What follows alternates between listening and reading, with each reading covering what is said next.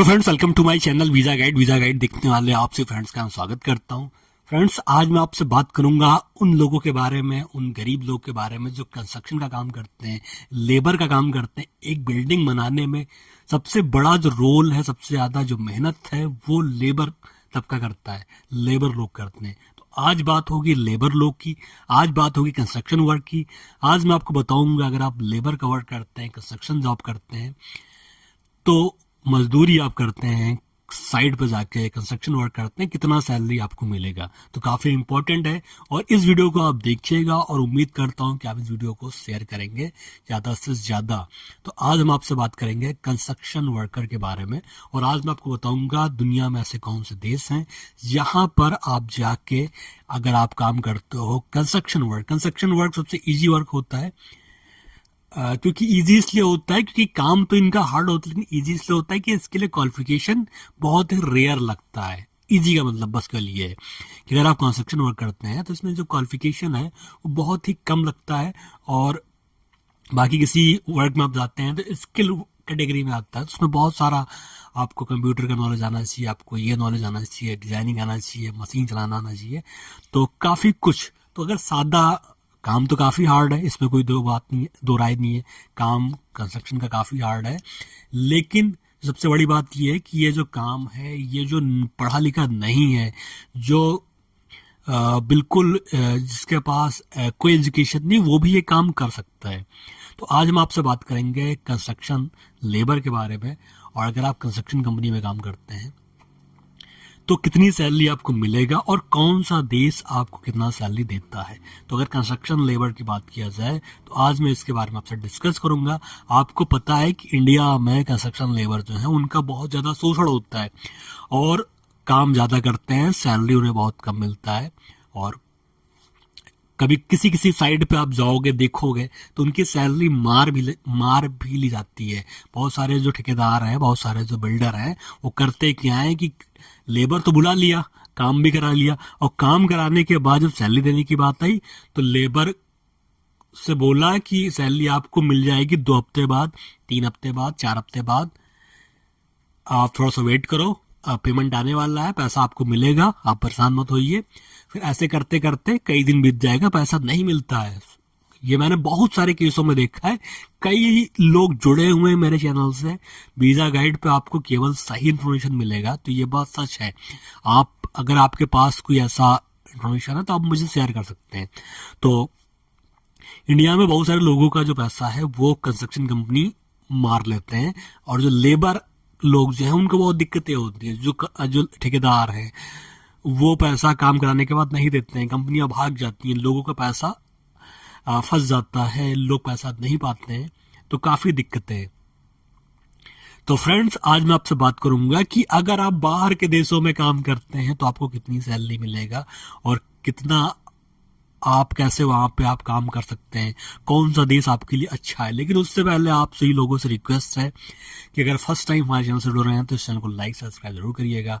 मैं चैनल पर job immigration visa की वीडियो डालता हूँ जो काफ़ी हेल्पफुल और इन्फॉर्मेशनफुल होता है। तो आपका भी रिस्पॉन्सिबिलिटी है कि चैनल को लाइक करिए, शेयर करिए, सब्सक्राइब करिए, क्योंकि एक सही इन्फॉर्मेशन आपको अगर कहीं मिलेगा तो वीजा गाइड यूट्यूब चैनल पर ही मिलेगा, बाकी कहीं नहीं मिलेगा।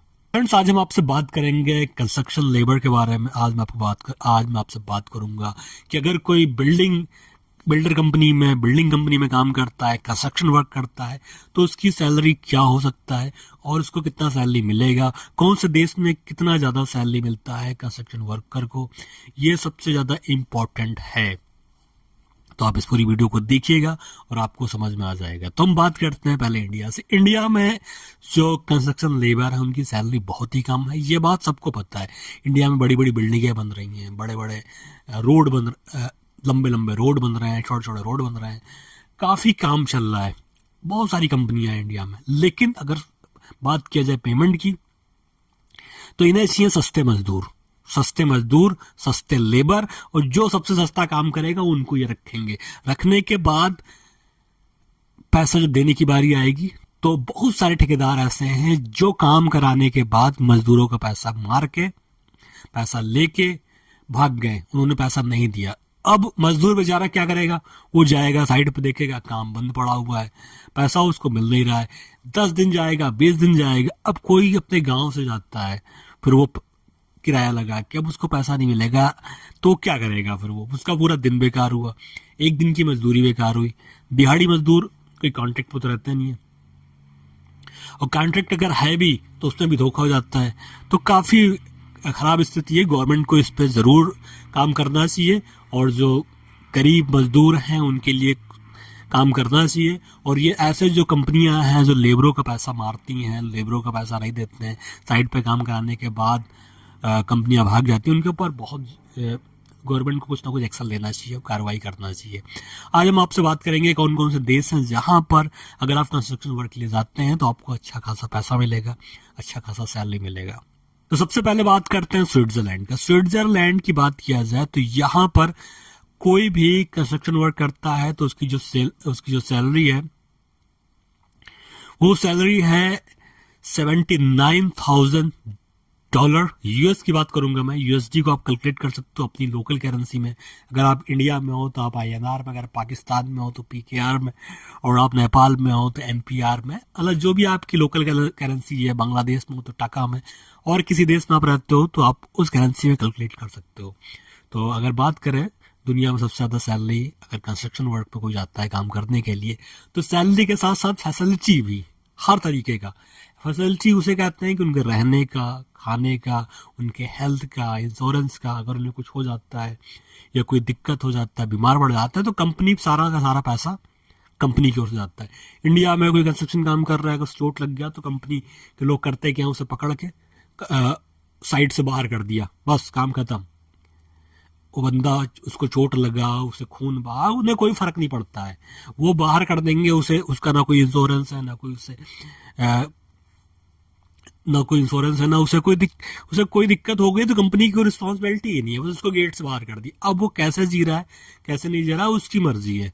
तो ये चीज़ है। लेकिन अगर आप किसी दूसरे देश में काम करते हैं, मान लीजिए स्विट्जरलैंड में काम करते हैं, तो काफ़ी बेनिफिट आपको है। एक तो सैलरी काफ़ी अच्छा है, 79,000 से एबव आपको सैलरी मिलेगा। उसके बाद इंश्योरेंस, मेडिकेयर, वो सब कुछ आपको मिलेगा। कुछ अगर आपको दिक्कत होता है, परेशानी होता है, तो आपका पूरा इलाज किया जाएगा। इसके साथ साथ अगर आपकी कोई दिक्कत होती है तो आपके फैमिली को भी सपोर्ट किया जाएगा। तो नंबर 1 पे है स्विट्जरलैंड। उसके बाद नंबर 2 पे यूके। यूके में भी बहुत ज़्यादा अच्छा है, जो वहाँ पे काम करते हैं लोग कंस्ट्रक्शन वर्क में, काफ़ी ज़्यादा उनको फ़ायदा है। सैलरी की बात किया जाए तो जो एवरेज सैलरी है यूके में वो 59,000 यूएसडी आप कमा सकते हो अगर आप वहाँ पे कंस्ट्रक्शन का काम करते हो। 59 से एबव ही आप कमाओगे, 59, 60 आप कमा सकते हो इसके बीच में। कंस्ट्रक्शन का वर्क काफ़ी हार्ड होता है, इसलिए जो यूरोपियन कंपनियां हैं, यूरोपियन देश हैं, यूरोप की जो कंपनियां हैं, वो कंस्ट्रक्शन लेबर को काफ़ी ज़्यादा प्रिविलेज देते हैं। उन्हें काम के लिए काफ़ी अच्छा पैसा मिलता है। उनके वर्किंग आवर, उनका जो आवरली रेट है वो काफ़ी ज़्यादा है अगर आप यूरोप में काम करते हैं तो। बेल्जियम में आप काम करते हैं तो आपको मिलेगा 53,000 यूएसडी। काफ़ी अच्छा देश है बेल्जियम, और यहाँ पर भी कंस्ट्रक्शन लेबर की सैलरी काफ़ी ज़्यादा है और काफ़ी अच्छा है। उसके बाद नंबर 4 पे अमेरिका, यूएसए।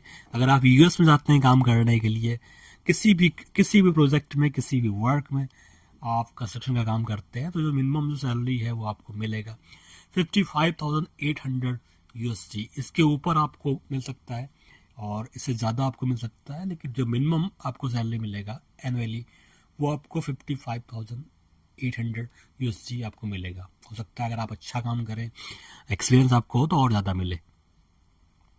कनाडा में आप अगर जाते हैं काम करने के लिए तो आपको मिलेगा 55,900 के आसपास। यहाँ पर भी सैलरी काफ़ी अच्छा है और आप कनाडा में भी काम कर सकते हैं। उसके बाद है सिंगापुर। सिंगापुर में भी कंस्ट्रक्शन वर्क के लेबरों की काफ़ी ज़्यादा सैलरी है, काफ़ी अच्छा पैसा मिलता है।